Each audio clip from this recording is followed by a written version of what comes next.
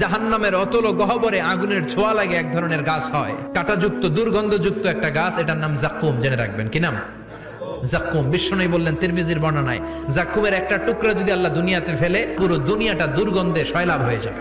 পুরো দুনিয়ার মানুষগুলো জাক্কুমের গন্ধে ওই জায়গায় শেষ, পুরো দুনিয়াটা নষ্ট হয়ে যাবে। ওই কাঁটাযুক্ত জাক্কুম তাদেরকে দেয়া হবে, ক্ষুধার চোটে জাক্কুমই খাইতে শুরু করবে। আহা, খেতেও পারবে না, গিলতেও পারবে না, এবার কয় পানি দাও। জাহান্নামীদের জন্য 4 ধরনের ঝর্ণা আছে।